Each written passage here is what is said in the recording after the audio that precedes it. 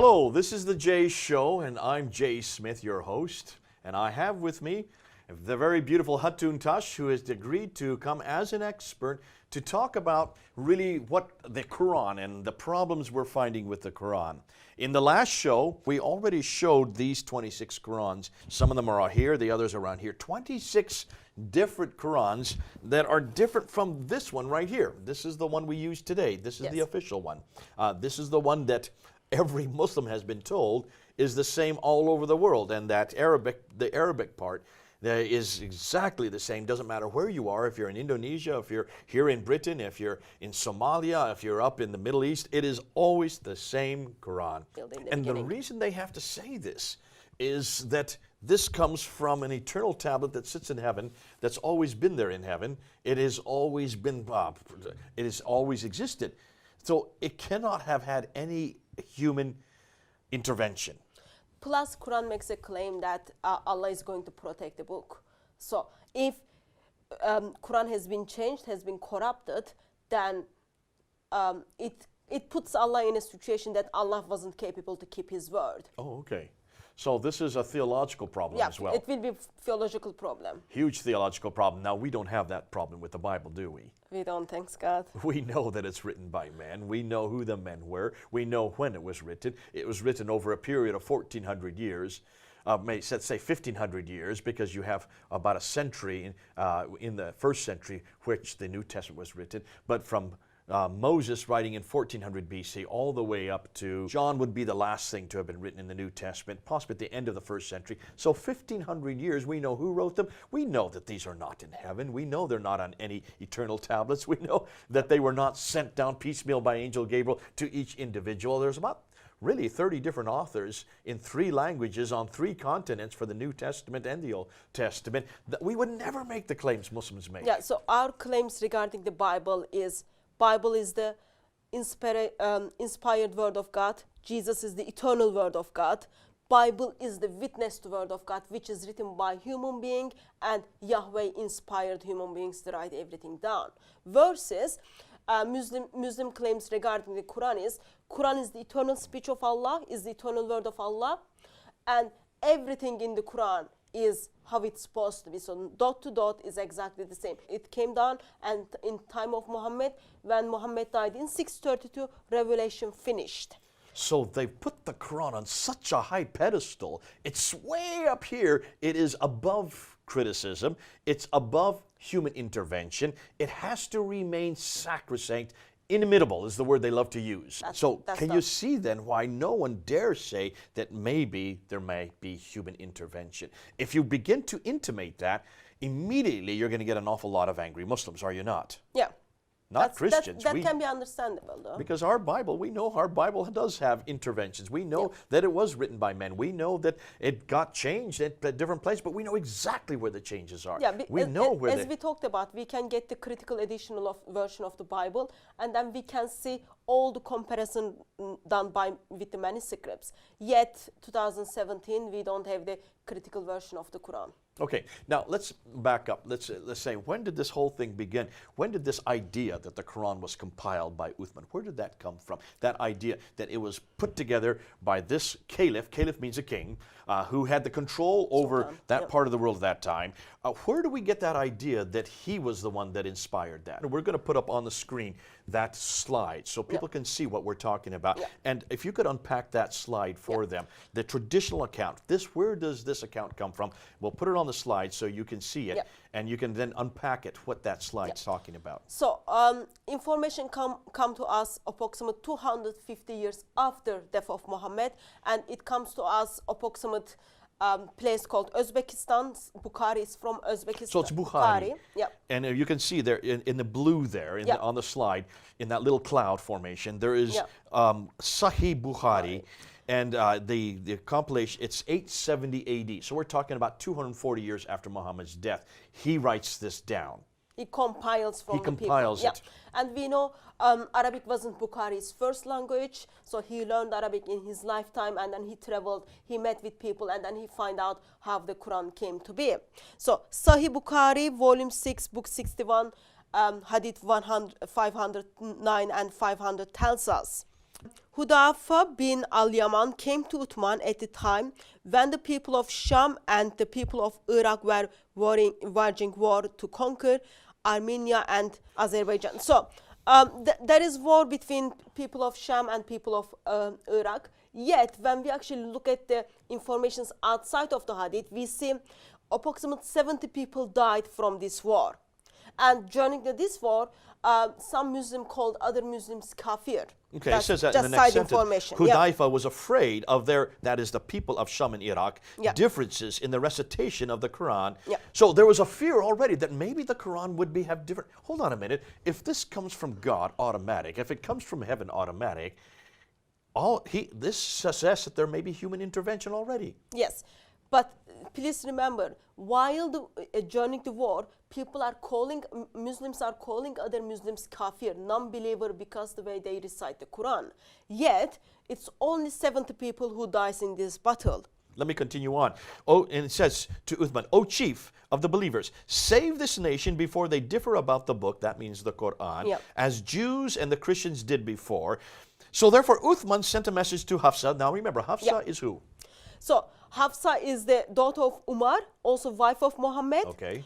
But they sent people to Hafsa because time of Uthman, there is already one complete Quran. Time of Abu Bakr, there was one complete. From the time of Uthman, he already had a complete Quran, which was given to Hafsa from Abu Bakr. Okay, so at the From time Umar, of Abu sorry. Bakr, Yeah. 632, 634, a Quran had been compiled by Zayd ibn Thabit, Yeah. and that was given to the wife Hafsa. She put it under her bed, according to tradition. Yes. So that's what it's referring to. Yeah, so Go to Hafsa, he says. Uthman is sending people to Hafsa to get that That compiled Quran. Let's move on.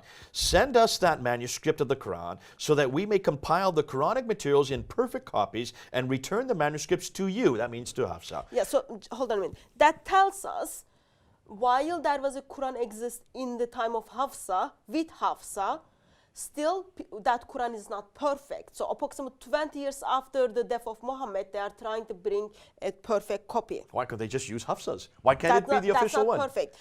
It already tells us there is a problem with people. You're saying also that there may have been something wrong with Hafsa's copy. If it was Hafsa's copy, all right, then they would burn everything else and then use the Hafsa's copy. And we can see that Yeah. because what we're going to read next. Yeah. Hafsa sent it to Uthman.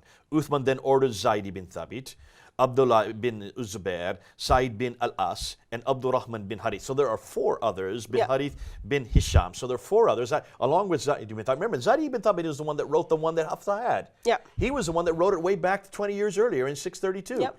So this is the same Zayd ibn Thabit. We know him as the scribe or the secretary of Muhammad. Yep. Here he's asked by Uthman to take that copy on three others, Zubair, Alas, and Ibn Hisham, Harith Hisham. Yep. There to then, what does it say next? Let's read.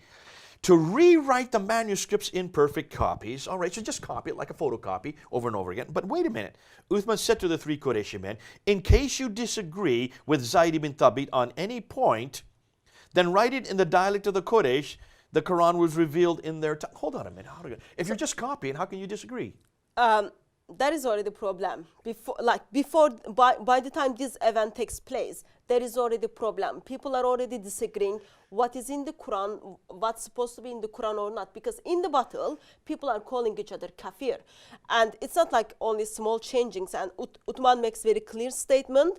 He's not the prophet or anything. He says, Quran is revealed in the dialect of Quraysh. Okay. So let's open up this book. This is that book right here. I give it to you. You're Zayd ibn Thabit. Here is Hafsa's copy. Yeah. I want you now to write this down exactly as you've seen it in another book. I can't do that. Why not? Because there is already a problem with this written Quran. People are already disagreeing with what it is written. So there is a reason these four people come together to make one perfect Quran. Okay, then it says, if you disagree. Yeah. So the assumption is there's going to be disagreement. Yeah. Write it in the Qurayshi dialect. Yes. Okay, help me here. Qurayshi dialect. Dialectical differences in Arabic require what? Vowels. They require vowels. Yeah. There are only three vowels, really. Yeah. There's long and there's short of them, but there is the dhamma, which is the Yeah. u sound. Dhamma, There fatha. is the fattah, which is the ah sound. Yeah. And there is a kasra, which is the e sound. Yeah. The dhamma and the fattah are put above the letter. The kasra is put below the letter. The problem is, always problems, but in the time of Uthman, in the time of Muhammad, in the time of Uthman, Arabic alphabet didn't have those vowels. Okay, well then why is he saying you have dialect and do it in the Qurayshi dialect? If there was no vowels to delineate dialectical differences in the Arabic, then how can this be true? Remember, I told you, Bukhari wrote the hadith approximately 250 years after 870. death of Muhammad. So this is So, what would have been the when- case in the 9th century. Yes, when Bukhari looks back, he says, oh, okay, like he doesn't put together, oh, in 650s we didn't have the vowels. He doesn't put them He's not together. thinking historically. Yeah. This is the historical critique that we're looking for. This should have been done by Bukhari. Bukhari should have had a historical edition already in place. Yeah. So he's already saying, let me think what the problems would be today in the 9th century. And one of the big problems is we have different dialects. Yeah. So you need to read it in this dialect, the Qurayshi dialect. He didn't realize you can't say that in the 7th century. Vowels had not been invented. 650s, yeah. There were no dama, kasra, and fatha. That had yet to be invented. They were only introduced in the 8th century. You see a problem already Yes. we're finding with Sad this that compilation. Imam didn't know that. Okay, then it says, they did so, and when they had written many copies, Uthman returned the original manuscript to Hafsa, gave it back to her, Yeah. and then Uthman sent to every Muslim province one copy of what they had copied. What happens here is, as they make one perfect Quran, they copied this perfectly, and then this Quran went to different cities with one person. We will look at which cities it went later. But this hadith doesn't tell us which cities, it just tells us Well, now it we've went got to them up. every Muslim provinces. Look on the screen. I want you now to look at the cities. We've got them listed there on the right side. Yeah. Look at them. Uthman sent to every Muslim province one copy, one to Basra, one to Baghdad, one to Damascus, one to Jerusalem, another to Cairo, another to Alexandria, another to Aden, another to Herat, and another to Nishapur. What we're talking about is, how many do you have there? That 9. means you have 9 copies going to 9 cities. So Uthman doesn't tell us, or Sahih Bukhari doesn't tell us which cities they sent. Islamic tradition is very confused how many copies went to which cities. But when we look at the map, when we look at the history, we see in 7th century, in time of Uthman, there were 9 provinces. And these are the 9 provinces Those we've are just the read. 9 provinces. So yeah. that means 9 copies, With 9 person, at least with each one with a 9. What do you mean by that? like 1 copy with 1 person. So someone would actually carry it. Because someone who know the Quran, someone who know what it is, so they would take it that people don't get, there is no disagreement when Quran arrived to Basra. To guard it, in a sense. Yeah. To make sure that it remains sacrosanct. Yeah, probably teach someone because you kind of made it one perfect copy.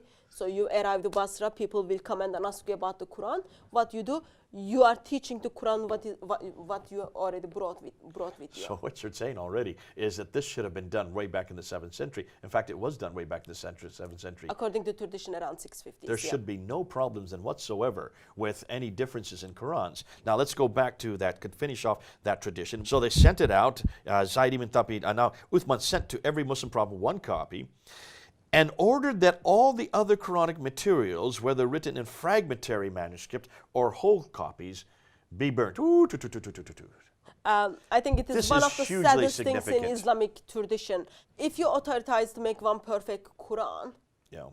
why are you so scared? What are the other manuscripts out there? So other manuscripts probably were disagreeing what was there. So Uthman says, okay, we just ignore them. He orders to burn everything. It comes from a Muslim who is leader of the country, ordered to burn their own manuscripts. That says 2 things to me right away. That means there must have been some discrepancies. Yeah. Why would you burn them if they all agreed?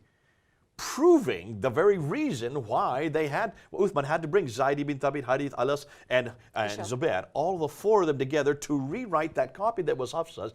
Obviously, there was discrepancies. Otherwise, why would you take all the remaining fragments and burn them? Yeah. So now we have, everything is like this. It's like an upside-down pyramid. We have one original Quran now that's created by Uthman that should be exactly the same, right? The problem is, let's take a look at the Bible. The Bible, we don't burn any of our manuscripts. We were burned for our manuscripts. Okay, they were burned by others. non-Christians order Christians to burn their manuscripts, or Christians get to burn for their The manuscripts. Edict of Diocletian in 300 did just that. The Romans burned our manuscripts, and we had thousands of manuscripts burned. But Christians, can you tell me any place that we have destroyed or burned or thrown away any of the biblical codices or manuscripts? No. Do you know of any occasion where that happened? I don't know. The strange thing is it is coming from the people who are the leading the country, who are the governing the country, and they are Muslim. They are in the power with using their power to say, okay, now we are going to burn every manuscript which is outside this perfect Quran. Now, Muslims have always said to me that you have many, many, many Bibles, and there was one Bible that was chosen. I get the story all the time. At the time of Constantine in the 4th century, about 325. And in fact, at the Council of Nicaea is where they always say it. In 325, in Nicaea, they put on a table like we have here. They put 200 Bibles on. And then they started shaking. Have you heard this story? They shook and shook and shook and shook and shook until they all fell off. And the one that remained is the Bible that we have today. I've heard this for 35 years. Gospel stays on the thing. This is the one that we use today. Interestingly, it looks like that story that Muslims are creating actually is very similar to what we're getting here. There was no table, no shaking. Yeah, they are just putting their tradition on Christian history. In Christian history, nothing happened. Nothing such the story you told happened. In fact, the Council of Nicaea had nothing to do with canonization. The Council of Nicaea had to do with Arianism, had to do with actually what Islam follows, the fact that Arianists believed that Jesus was nothing more than a man, like Muslims believe. And Athanasius confronted Arianism. That's why the council was created, and that's what it argued. So it has nothing to do with whether a Bible was created or when the canon existed. But now we're talking about the first canonization. And canon means when the original Quran was finally formed. Now, here's the second problem. Okay, so you throw out all the manuscripts because they all disagree. Yeah. I would like to have known where they disagree, wouldn't you? I would like to know why is it that if there are any corrections, what's going on here? Wouldn't it have been better if he had preserved everything so that today we could look at all of them like you see the ones we have on here, and that one disagrees with this one, disagrees with that one, disagrees with this one, so that we could actually look at them? If you think like this, for example, Jay, in the 1st century, people wrote the Gospels. They wrote letter to one another. Yeah. In 2nd century, people wrote Gospels. They wrote letter to one another. Yeah. Bible has been seen by people, for example, New Testament, as this is the Word of God, this is the continuation of the Bible. And then we've got 4 Gospels, 4 biography of Jesus is in the Bible. Yet we've got lots of writings outside of the Bible, which is not canonized, which is not seen as this is the Word of God. But we didn't burn them. They are accessible to everyone. Even though we had the biographies of Jesus, which not agree what is in the Bible, yet we kept them. We kept them. We didn't even destroy them. The Gospel of Thomas, the Gospel of Judas. If you look at the Sinaiticus of this, the Sinaiticus manuscript that is here in the British Library, at the back of it are 2 extra pieces of literature, the Epistle of Barnabas and also the Shepherd of Hermes. These are 2 authoritative books. They're not canonical. They're not part of the canon. They were not part of the original Bible, but they were included because they agreed with the biblical text. So we didn't burn them, or we didn't order people to burn them. So still they exist and accessible to everyone. Yet, Quran, which is the eternal word of Allah, a caliph who never met Allah, who never met the angel, find authority to burn the word of God where people wrote in the manuscripts. That's fascinating. So here you're talking all kinds of human intervention. This is what we need to know. This is how you find a critical edition. You look back and see where humans have intervened, where humans have changed, where they've ejected, where they've omitted, where they've rescinded, where they've added, where they have taken away. That's exactly how you come to a cross and how you get to a critical edition. So we're doing that right now between us just by reading their own text. This is nothing you wrote, Hatun. This is nothing that I've written. It comes from Sahih Bukhari. It's from Islamic sources. Sahih means perfect. There's no error. True, reliable. So this is the best they've got. And then it goes on and says, they burnt down the ones that didn't agree. They sent the others to all the province. We know there's 9 provinces. Then Zaid ibn Thabit added, a verse from Surah Azab was missed by me when I copied the Quran, and I used to hear Allah's apostle reciting it. So we searched for it and found it with Khuzaimah ibn Thabit al-Ansari. And that verse was, among the believers are men who have been true in Surah their covenant with 33, Allah. verse Surah 23. 33, ayah 23. Yeah. So here, hold on a minute. Here is Zayd ibn Thabit, the man, this is not Muhammad. This is not the Caliph Uthman. This is just a scribe, a secretary. Say, oh, wait a minute. I remember another verse that I remember the Prophet saying 20 years ago. Yeah. I don't know where it is. So he starts looking all over for it. And he comes across this one man who remembers it. Yeah, but the thing is, so that verse probably wasn't in the Hafsa's Quran. Because if it was in Hafsa's Quran, it would be copied. Or if it was